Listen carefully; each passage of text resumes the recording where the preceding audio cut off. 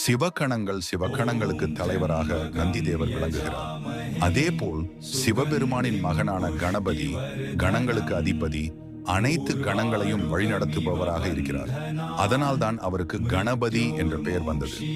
இதன் காரணமாக அவர் கணேசன், கணபதி, விநாயகர் என்று பலவாறாக அழைக்கப்படுகிறார். யோக மரபில் விளக்கம் யோக அறிவியலில் சிவகணங்கள் என்பது வெறும் உருவகங்கள் மட்டுமல்ல. அவர்கள் கைலாயத்தில் எப்போதும் சிவனுடன் தியானத்திலும் கொண்டாட்டத்திலும் இருப்பவர்கள். மனித உணர்வுகளுக்கு அப்பாற்பட்ட தடையற்ற பேராற்றலின் வடிவங்களாக அவர்கள் பார்க்கப்படுகிறார்கள். முக்கியமான கணங்கள் புராணங்களில் சில குறிப்பிட்ட கணங்கள் மிகவும் புகழ் பெற்றவை.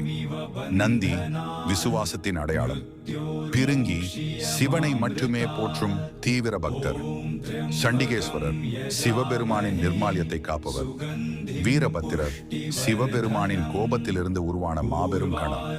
எங்கெல்லாம் சிவபெருமான் இருக்கிறாரோ அங்கெல்லாம் கணங்கள் இருப்பார்கள். சிவன் கூட எப்போதும் யக்ஷ ஸ்வரூபமாக விவரிக்கப்பட்டுள்ளார்.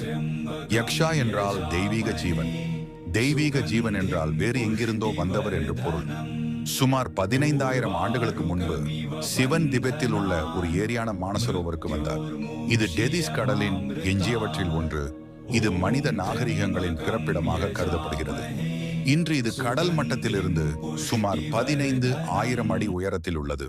ஆனால் இது உண்மையில் ஒரு கடல் மேலே நகர்ந்து ஏரியாக மாறியுள்ளது. கணங்கள் தான் சிவனுடன் மிக நெருக்கமாக இருந்தவர்கள்.